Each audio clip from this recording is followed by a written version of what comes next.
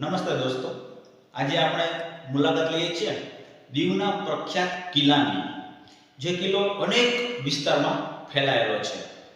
કિલ્લામાં આમ તો તમે મુલાકાત લ્યો અને સરખી રીતે જુઓ તો કમસે કમ એક આખો દિવસનો સમય તમારે પસાર કરવો પડે, પણ આપણે બને તેટલા ટૂંક સમયમાં તમે કિલ્લામાં કઈ રીતે ફરી શકો તેમના માટે હું તમને લઈ જાઉં છું. તો ચાલો આપણે દીવનો પ્રાચીન કિલ્લો જોવા જઈએ.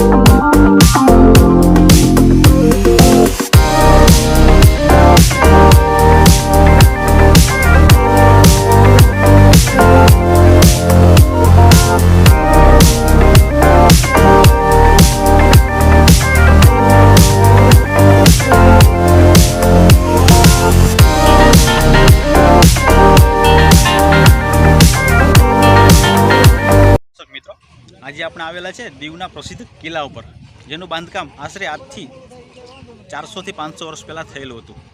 તેમના કિલ્લાના ઇતિહાસ વિશે તો ઘણી બધી વાતો છે, પણ ભારતના પશ્ચિમ કિનારે દીવમાં આવેલો એક પોર્ટુગીઝ કિલ્લો છે. 16મી સદી દરમિયાન દીવ ટાપુની પૂર્વીય ટોચ પર પોર્ટુગીઝ ભારતની રક્ષણાત્મક કિલ્લેબંધીના ભાગરૂપે આ કિલ્લો બનાવવામાં આવ્યો હતો. દીવ નગરની સરહદ ધરાવતો આ કિલ્લો ઈસવીસન 1535માં ગુજરાતના સુલતાન બહાદુર શાહ અને પોર્ટુગીઝોની સંધિ પછી બનાવવામાં આવ્યો હતો. જ્યારે મુઘલ બાદશાહ હુમાયુએ આ પ્રદેશ પર આક્રમણ કર્યું હતું, 1546 સુધી તેને મજબૂત બનાવવામાં આવ્યો હતો. ઈસવીસન 1537થી પોર્ટુગીઝોએ ડિસેમ્બર 1961માં ભારત સરકારે દીવ પાછું મેળવ્યું ત્યાં સુધી આ પ્રદેશ પર શાસન કર્યું હતું. આજે તે દીવનું એક સીમાચિહ્ન છે અને વિશ્વમાં પોર્ટુગીઝ મૂળની 7 અજાયબીઓમાંનું એક છે. તો ચાલો આપણે દીવના કિલ્લાના વિવિધ ભાગો તરફ નજર કરીએ. અત્યારે આપ જોઈ રહ્યા છો તે વિસ્તાર આપણે ભાવનગર ઉના થઈને ઘોઘલા બાજુથી આવો તો આ પુલ ઉપરથી દીવ તમે આવી શકો છો, અને આ એક લાંબો વિસ્તાર તમને દેખાય છે. તેમની સામે દીવના દરિયાની મધ્યમાં પાણીકોઠા વિસ્તાર આવેલો છે. ત્યાં પહેલાંના સમયમાં જેલ હતી. ઘણા બધા કેદીઓને પણ ત્યાં રાખવામાં આવતા હતા. આ કિલ્લાના બાંધકામ જોઈને તમને નવાઈ લાગશે કે તેમાં માત્ર પથ્થરનો જ ઉપયોગ થયો છે. તેમાં એ વખતે કોઈ પણ જાતની સિમેન્ટનો ઉપયોગ થયો નથી. માત્ર ચૂનાનો પથ્થર અને તેના આધારે જ અલગ અલગ આકારો આપવામાં આવેલા છે.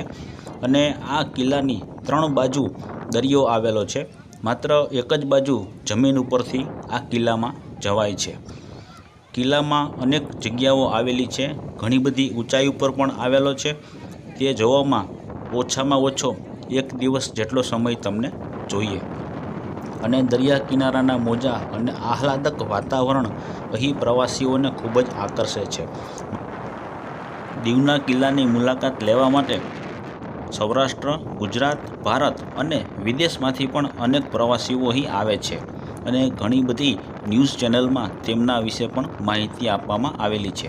અહીં તમારી સામે જે કંઈ પણ માહિતી રજૂ કરીએ છીએ તે ગૂગલના આધારે અને અહીં કિલ્લામાં જે કંઈ પણ માહિતી દર્શાવી છે તેના આધારે તમને માહિતી આપવાનો પ્રયત્ન કરીએ છીએ.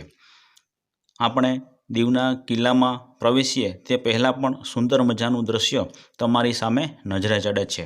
અહીં ઘણા ફિલ્મોના ગીતો અને તેમનું પણ શૂટિંગ થયું છે. તે આપણે આ ચેનલના અન્ય વિડીયોમાં તમે જોઈ શકો છો. દીવના કિલ્લાનું પ્રવેશદ્વાર કેટલું બધું વિશાળ અને મજબૂત છે એ તમે જોઈ રહ્યા હશો. આભાર.